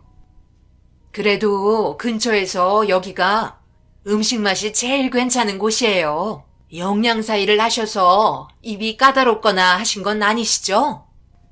저 입 전혀 까다롭지 않아요. 아무거나 잘 먹는 성격이고 가리는 것도 없어요. 신경 써주셔서 감사합니다. 저희 아들한테 입이 닳도록 그렇게 말을 해도 여자 만날 생각 없다고 하더니 갑자기 연애를 하고 있다는 말에 제가 어찌나 놀랐는지 충격을 받았다니까요. 그래도 같은 학교면 거의 매일 얼굴을 볼 수 있겠어요. 그렇죠. 하루에도 몇 번씩 얼굴 보는걸요. 거기에다 밥도 같이 먹으니까 안 좋은 점보다 좋은 점이 훨씬 많아요. 결혼 생각은 하면서 만나고 있는 거죠. 서로 나이도 적지 않은데 그냥 연애만 하려고 만나는 건 아닐 것 같아서요. 어머니, 지금 저희 정식으로 만난 지 3개월 됐어요. 시간을 두고 천천히 생각할 문제이니 너무 조급해하지 마세요. 그래도 학교에서 알고 지낸 지는 2년 정도 되었으니 서로 어느 정도는 성격 파악하고 있어요. 현재까지 아무 트러블 없이 잘 지내고 있으니 나중에 더 진전이 있으면 그때 다시 얘기해 드릴게요. 그렇다고 결혼 생각이 없다는 건 아니에요. 둘의 마음이 확실히 좋은 감정으로 만나고 있다는 걸 느낄 수 있었고 그저 아들이 행복하면 그걸로 만족하기로 했어요. 제가 가진 미련을 덜어내고 좋은 모습만 보기로 결정을 하게 되면서 아들이 만나고 있는 여자는 제 마음을 어느 정도 알았는지 가끔 아들과 함께 찾아와서 며느리처럼 행동하기 시작했고 그런 살가운 모습들에 저도 어느새 그 여자를 받아들일 준비를 하게 되었네요. 그렇게 시간이 지나 둘의 관계는 더욱더 진지해졌고 결혼 얘기까지 나오게 되면서 상견례 일정까지 계획을 잡았습니다. 처음 느껴보는 떨림은 느낌이 이상했고 조금씩 다가오는 아들의 결혼식을 상상하며 가벼운 마음으로 상견례를 하러 걸음을 옮겼어요. 아들과 함께 입구에서 만나 같이 들어가니 벌써 자리에 계셨고 어색한 인사와 함께 서로 마주 앉아 대화를 시작하게 되었습니다. 예비 사돈분들의 밝은 얼굴은 때묻지 않아 보였어요. 말 많이 들었습니다. 오랜 기간 이발소 운영하셨다면서요? 지금도 하시는 거죠? 나중에 저희 남편 머리도 부탁드려도 될까요? 시간 내서 오신다면 정성껏 다듬어 드리겠습니다. 저희 동네에서 미용실이 생각보다 멀리 떨어져 있어서 귀찮은 분들은 그냥 저한테 머리 다듬으러 오시는 분들도 간혹 계세요. 미용실처럼 많은 장비가 없어서 염색이나 다듬는 정도네요. 그럼 저도 나중에 한번 받아봐도 되겠네요. 그건 그렇고 이발소 운영하시면서 돈벌이가 많지 않았을 텐데 이렇게 멋진 아들을 키우셨으니 얼마나 뿌듯하시겠어요? 그리고 대학 교수니까 먹는 거에도 신경을 많이 써야 하는데 제 딸 직업이 또 영양사라 둘은 누가 봐도 천생연분 아닌가요? 머리 쓰는 일이기 때문에 먹는 것도 얼마나 많이 신경을 써야 하는데요. 그렇잖아도 제가 매일 아침 신경 써주고 있어요. 따로 도시락 만들어서 음식 해주는데 만족하더라고요. 화기애애한 분위기에 모두가 웃고 떠들며 어색하지 않았고 그렇게 둘이 원하는 대로 결혼식 날짜까지 잡게 되었어요. 좀 이른 감이 없진 않나 싶었지만 그래도 좋은 게 좋은 거라고 앞으로 맞춰나가면 될 거라 생각하며 둘을 축복해 주었고 정신없이 결혼식을 준비하며 바쁘게 지내오고 있었고 저도 제 위치에서 열심히 일하며 곧 있을 결혼식을 대비해 하나하나 준비하고 있었어요. 그런데 문 닫을 시간도 가까워 오고 더 이상 손님도 오지 않을 것 같아 정리하고 있는데 시끌벅적한 소리와 함께 누군가가 들어왔고 바닥을 쓸다가 고개를 들어본 순간 안사돈이 사람들을 데리고 들어왔더라고요. 아직 일 안 끝났죠? 봐봐. 나도 여기 처음 와봤는데 여자가 이발소 한다는 게 얼마나 신기한 줄 몰라. 아유, 갑자기 와서 당황스러우셨나 보다. 제가 여기 온 건 안사돈 돈 좀 벌게 해드리고 싶어 이렇게 찾아왔어요. 제가 손이 좀 넓어서 곧 결혼할 사이에 엄마가 혼자서 이발소를 운영한다고 하니까 모두들 궁금하다며 보고 싶다고 하길래 제 딸에게 주소 물어보고 이렇게 왔네요. 사람 없을 시간에 오는 게 좋을 것 같아 이 시간으로 결정했는데 괜찮죠? 예, 일단 너부터 잘라봐. 여기는 미용실이랑 달라서 그냥 다듬는 정도만 된다고 하더라고. 오늘 돈 좀 벌어드리게. 갑자기 많은 사람들을 데리고 들어와서는 저를 동물 보는 것처럼 구경을 하더니 이발소를 두리번거리고 있었어요. 마감 시간이고 그날따라 손님도 많았기 때문에 힘이 들긴 했지만 애써 시간 내서 찾아왔는데 그냥 돌려보내는 것도 예의는 아닌 것 같아 다듬어 드릴 수만 있다고 설명한 뒤 자리를 만들어 앉으라고 얘기했는데 모두들 저를 바라보며 머뭇거리더라고요. 아무래도 미용실이 아닌 이발소에서 머리를 자르는 게 두려운 것 같아 동네 아줌마들도 가끔 찾아와서 수다도 떨면서 머리 다듬고 가신다며 친절하게 설명해 드렸지만 머리를 자를 생각은 아무도 없었습니다. 점점 분위기가 어색해지고 어떻게 해야 할지 몰라 난감해하고 있는데 그 순간 안사돈이 저를 보며 이상한 말을 하기 시작했어요. 아유, 어쩔 수 없네. 다음에 자르는 걸로 해야겠어요. 오늘은 그냥 궁금해서 와보긴 한 건데 그래도 제가 불편하실 것 같아 한두 명은 머리 잘라야 한다니까 말을 듣지 않네요. 저는 얼마 전에 미용실 다녀와서 다듬지 않아도 되거든요. 이참에 이발소 접고 미용실 하는 게 어때요? 여자가 이발소 한다는 게 남들 시선도 그렇고 이상하잖아요? 뭐가 이상하다는 거죠? 지금까지 잘해오고 있고 여기 이발소는 저희 아버지부터 해오신 공간이에요. 지금 이 나이에 미용실 할 생각 없고 제가 하고 싶을 때만 하면서 용돈벌이식으로 하고 있으니 그런 말까지 하는 건 좀 실례 같네요. 사돈, 잠시 이쪽으로 좀 와봐요. 솔직하게 얘기해드리면 제가 얼굴 들고 다니기가 창피해서 그래요. 사위는 명문대학교 연구원 교수인데 사돈은 콕딱지만한 동네에서 미용실도 아닌 여자가 이발소를 운영하고 있으니 제가 뭐라고 말을 하기도 그렇고 시선도 별로 좋지 않아요. 용돈을 벌더라도 그냥 미용실 하나 차려서 하는 게 어떻겠어요? 안사돈 아버님께서 운영하신 게 현재 뭐가 중요해요? 저희 집안이랑 사위의 이미지가 중요한 거죠. 안 그래요? 지금 그 말이 하고 싶어서 여기 온 거예요? 그렇게 할 일이 없어요. 남의 가정사를 참견하시는 건 예의가 아니죠. 저니까 이런 말 해드리는 거예요. 아유, 정말 답답하시네. 어디 창피해서 고개 들고 다니겠어요? 이발소 운영하는 여자는 한국에서 좋은 이미지로 보이지 않는다고요. 혼자 입장만 생각하지 마시고 그쪽 아드님이 앞으로의 인생을 봤을 때 좋은 이미지로 남겨줄 수 있을지 생각해 보세요. 제가 하고 싶은 말은 대충 끝난 것 같으니 가볼게요. 안사돈의 말에 너무 충격을 받았고 이발소에 온 목적은 다른 속셈이 있었어요. 아들은 대학 교수인데 저는 이발소를 운영하고 있으니 그게 마음에 들지 않았던 것 같았고 저를 이상한 사람처럼 바라보며 한심해하고 있었어요. 상견례 할 때와는 전혀 다른 모습을 보여주는 게 당황스러워 그 뒤로 아무 말도 하지 못했습니다. 한 가족이 될 분들에게 이런 말을 들으니 참 씁쓸하더라고요. 제가 이상한 거래서 돈을 버는 것도 아니고 힘들게 한 푼 두 푼 모아서 아들 좋은 대학 교수 만들어 놨는데 그런 저를 창피해 한다는 게 너무 마음이 안 좋았습니다. 결국 이 문제를 아들에게 털어놓게 되었어요. 아들은 제가 한 질문에 갑자기 왜 그런 말을 하냐며 지금까지 살면서 단 한 번도 엄마를 창피해 한 적 없다고 진지하게 얘기하기 시작했고 저는 아들의 대답에 다른 시선으로 안 좋게 보는 사람들도 있다며 이발소를 그만둬야 할지 물어보자 제 말이 끝나자마자 노발대발하기 시작했어요.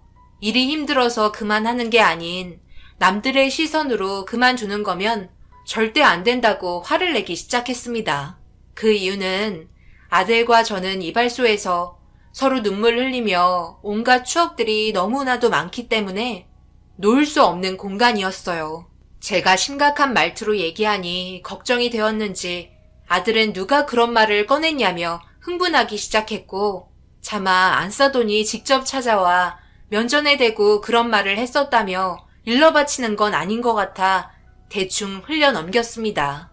그렇게 마음의 상처를 입고 아들의 결혼 문제에 안사돈의 성격이 문제가 될 수도 있을 것 같아 고민을 하고 있었어요. 그렇게 며칠의 시간이 흐르는 동안 머릿속이 정리가 되지 않았는데 예비 며느리와 안사돈이 이발소를 찾아왔고 늦은 시간 뭔 일인가 싶어 그때의 상처 때문에 굳은 얼굴 표정으로 무슨 일이냐고 물어봤어요. 지나가다 겸사겸사 들렸죠. 무슨 일이 꼭 있어야 들리나요? 요즘 손님은 많아요. 딱 보니 오늘 파리만 날린 것 같은데.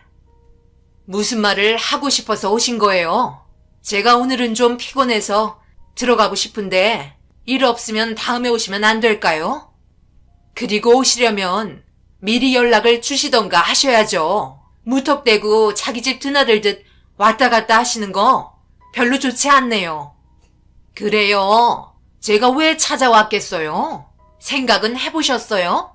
제가 이렇게까지 말하는 게 오지랖이라고 생각하지 마세요. 저희 입장도 고려해 달라는 거예요. 우리 딸이 안사돈이 뭐하냐고 물어보면 그냥 집에서 쉬고 있다고 둘러댄대요. 정말 그렇게 말했니? 아니, 제가 떳떳하지 못한 일을 하고 있는 거예요? 왜 계속 이래라 저래라 하시는 거예요?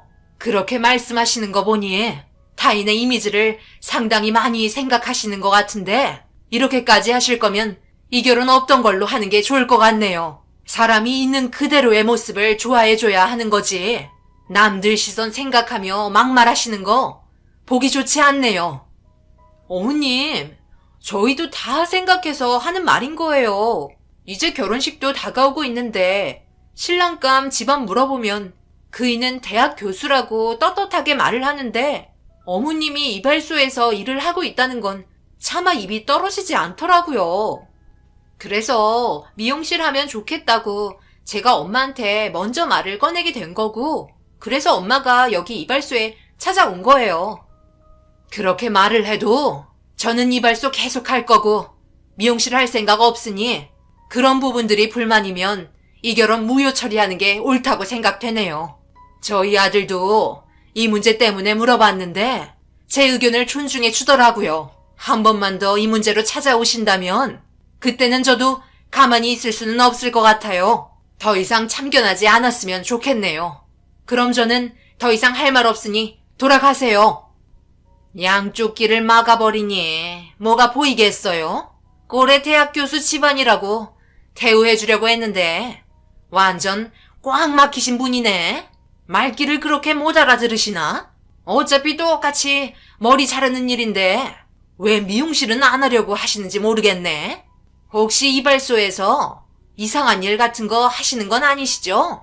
제가 남편한테 물어보니까 이발소도 종류가 여러 개가 있다고 하던데 혹시 그런 거 아닌가 몰라? 저희 집안이 그래도 그쪽보다는 잘 사니까 하는 말인데요. 여자가 남자를 상대로 이발소 운영하는 건 안 좋은 시선으로밖에 볼 수 없어요. 이 결혼 성사시키고 싶으시면 이발소 처리하고 다시 얘기하는 게 좋을 것 같네요. 그쪽 고집 때문에 원만하게 결혼할 수 있을 걸 이렇게까지 만들고 있다는 거 모르는 건 아니죠? 안사돈의 말이 끝남과 동시에 저는 더 이상 아무 말도 하고 싶지 않아 나가달라고 소리치며 결혼은 없었던 걸로 하자며 밖으로 밀쳤습니다.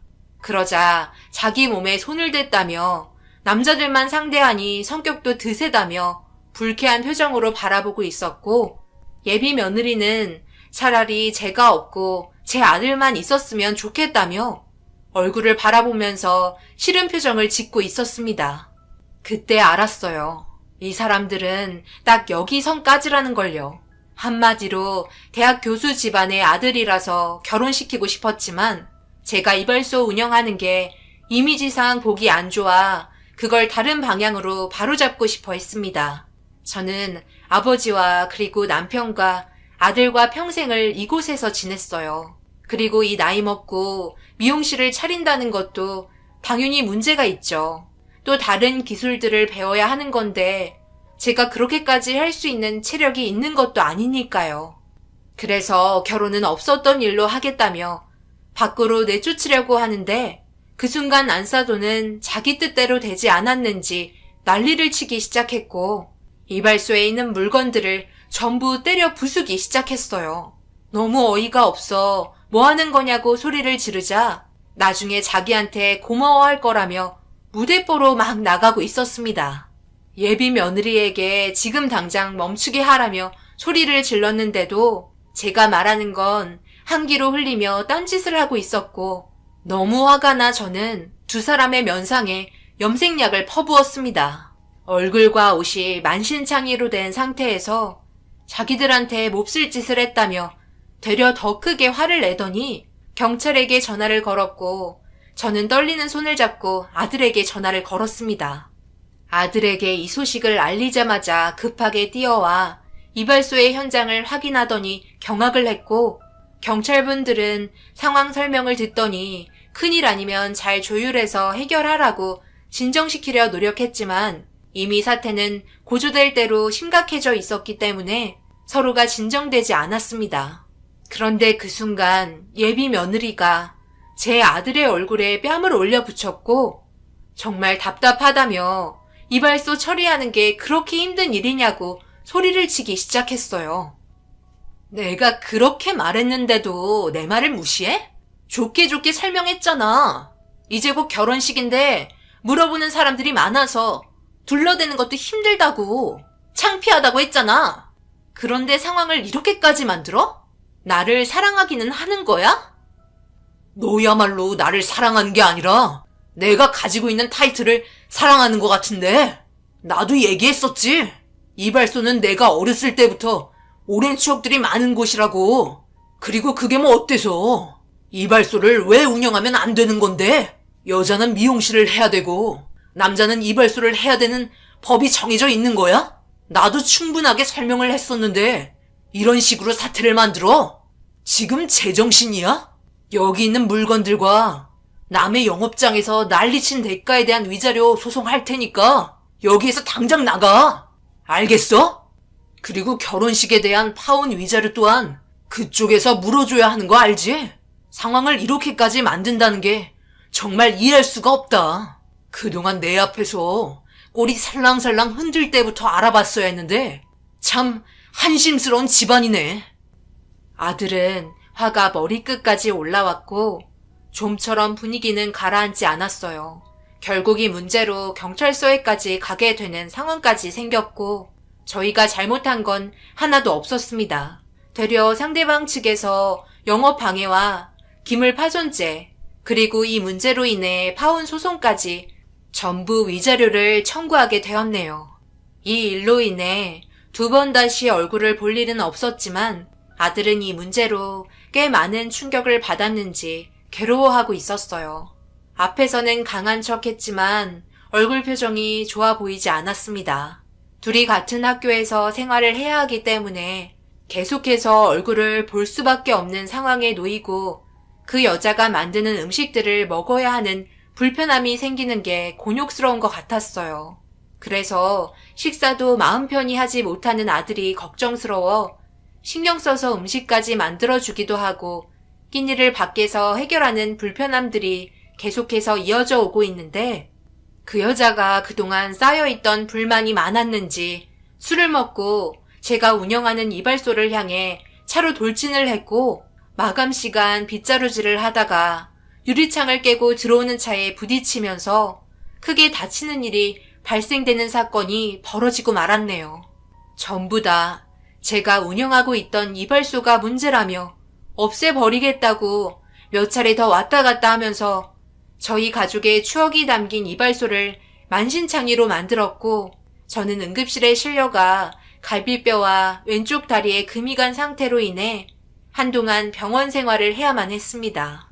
아들이 이 소식을 듣고 급하게 찾아와 제 몸을 살피더니 모두 자기 잘못이라며 오열을 하기 시작했어요.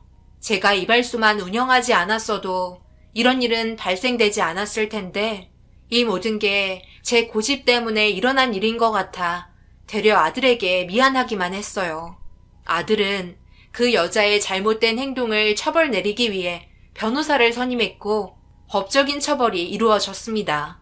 당연히 음주운전과 그 전에 있었던 안 좋은 감정들로 보복을 한 행위로 제가 이발소에 있다는 걸 알고 돌진한 정황을 보고 징역 3년을 선고받